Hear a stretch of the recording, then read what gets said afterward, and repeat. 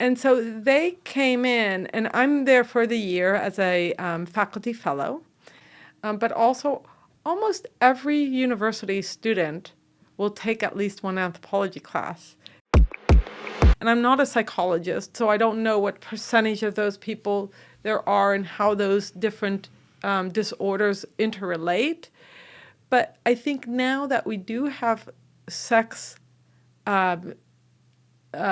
feminization surgery, which doesn't change the sex, it just makes people look more feminine. It's up to the forensic anthropologists to see if they can then use that to identify whether somebody was a different gender. But that doesn't mean that we should abandon the term sex, and it's very different. So I thought this was all very, I thought it was all very politically correct, quite honestly. Yes. I thought, oh, this time around, I'm not being that controversial. Well, I was wrong. And so our panel was accepted in July, and then about end of September, we got an email basically saying, signed by the president of the American Anthropological Association and the Canadian Anthropology Society, saying that they're withdrawing our acceptance, that it's been rescinded because of the harm it will cause to the LGBTQIA community. There's a lot. There's pluses now and minuses and things like that. And so this is the first time a panel has been rescinded in the whole 122-year history of the American Anthropological Association. Fortunately, Heterodox Academy, which is is where I'm at now. Heterodox Academy is an organization that's trying to get people to come back to a civil disagreement as opposed to uncivil disagreement. I like that. And so their motto is great minds don't always think alike. And so Heterodox Academy has a Center for Academic Pluralism, which is basically, academic is some academics there, and we think differently or have different perspectives even within our group. And so their position is that, you make your case with evidence, you stay humble, you give people the benefit of the doubt, you be true to yourself. Those kinds of, that's like the heterodox way. All good stuff. All good stuff. And so they came in, and I'm there for the year as a faculty fellow, and they came in and said, look, we'll rescue this panel. They didn't use the term rescue, but that's what they did. And we'll put it on as a webinar. Oh, wow. And so it ran on November 8th, I believe.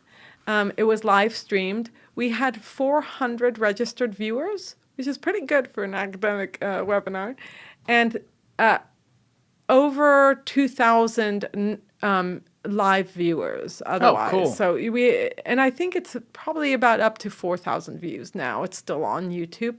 And basically we all gave the talks that we would have given at the conference. It's still a shame.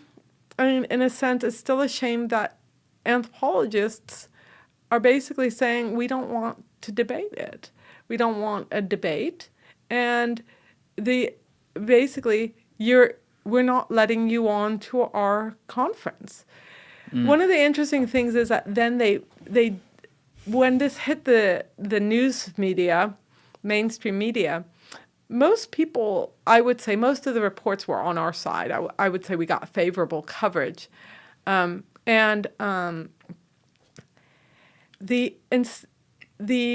AAA basically did not reach out to any of us, any of the panelists. And then they put out a statement for journalists.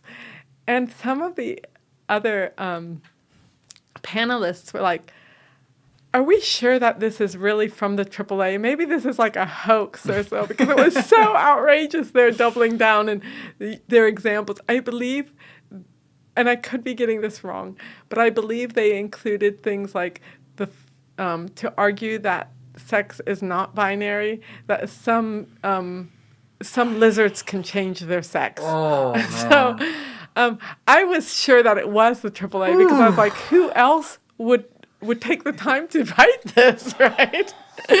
So, but we did get to present.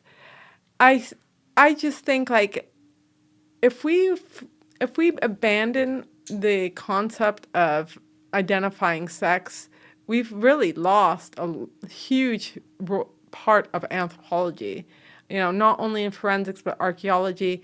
And then the other thing is many anthropologists are really important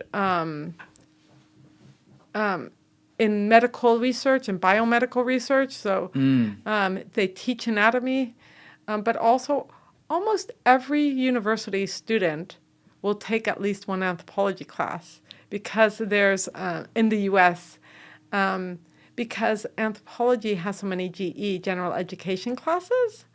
And so, like, if anthropology decides that sex is on a spectrum, the science is settled, they said. Sex is on a isn't that the spectrum. best when they say the science is settled? As if we haven't disproven every goddamn thing anyone's ever come up with in science. Come on, man. So the science is settled, sex is on the spectrum. They get to spread this narrative to almost everyone going into schools, which gets to spread to those people who are going to be teaching children. And I think that we need to, as anthropologists, need to understand the impact this has on people's lives. Oh, yeah. Our Discord and Patreon links are in the description. We are starting to do AMAs on Discord, and we are also now releasing a new show called The Julian and Alessi Show with my producer, Alessi Alaman, on Patreon, along with some other exclusive content from episodes that we have been putting out on YouTube that are not seen on YouTube.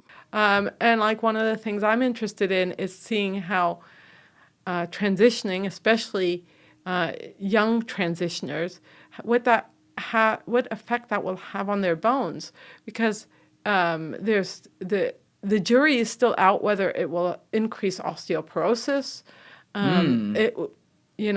whether does it stunt growth in certain individuals, and all sorts of other things. I mean, I'm a bone person, so I'm interested in what it does to bones, but I've read like some quite scary stuff from other medical areas